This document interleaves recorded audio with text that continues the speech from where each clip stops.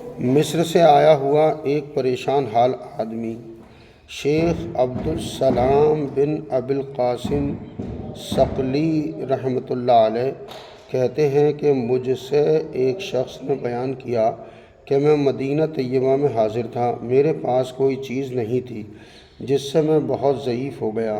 میں حجرہ شریفہ یعنی روضہ شریف پر حاضر ہوا اور حاضر ہو کر میں نے عرض کیا کہ اے اولین و آخرین کے سردار، میں مصر کا رہنے والا ہوں، میں 5 مہینے سے خدمت اقدس میں حاضر ہوں۔ اللہ جل شانہ سے اور آپ سے سوال کرتا ہوں کہ کسی ایسے شخص کو متعین فرما دیجئے جو میرے کھانے کی خبر لے لیا کرے یا میرے جانے کا انتظام کر دے۔ پھر میں نے اور دعائیں مانگی اور منبر شریف کے پاس جا کر بیٹھ گیا۔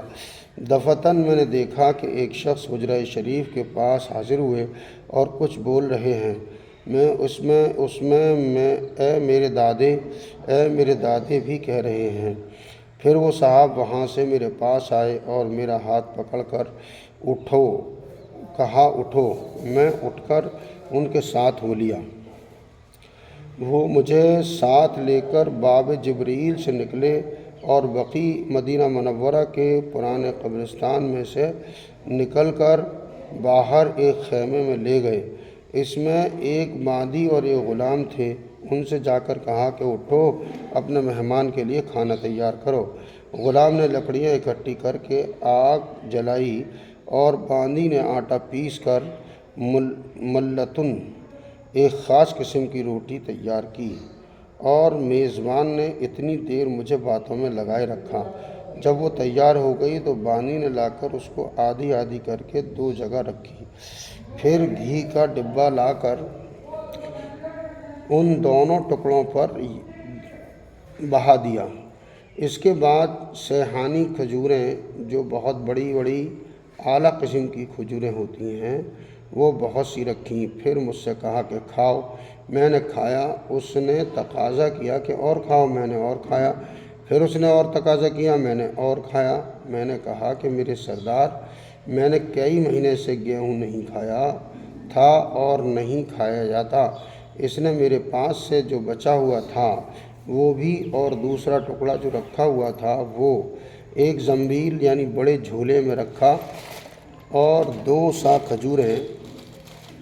کھجور جو تقریباً 3.5 سیر پختہ پکی ہوئیں اس زنبیل میں رکھ کر مجھ سے دریافت کیا کہ تمہارا نام کیا ہے؟ میں نے نام بتایا۔ کہنے لگے تمہیں خدا کی قسم پھر دادے ابا سے کبھی شکایت نہ کرنا، ان کو اس سے بہت تکلیف ہوتی ہے۔ جب تک تمہارے جانے کی صورت نہ نکلے اس وقت تک جب تمہیں ضرورت ہوگی کھانا وہیں تمہارے پاس پہنچ جایا کرے گا۔ یہ کہہ کر اپنے غلام سے کہا کہ یہ زنبیل لے کر ان کے ساتھ جاؤ اور ان کو اس زنبیل کے حجرہ شریفہ تک پہنچا کر آؤ۔ میں غلام کے ساتھ چلا۔ بقیع میں پہنچ کر میں نے غلام سے کہا کہ بس میں راستہ پر پہنچ گیا، اب تم واپس چلے جاؤ۔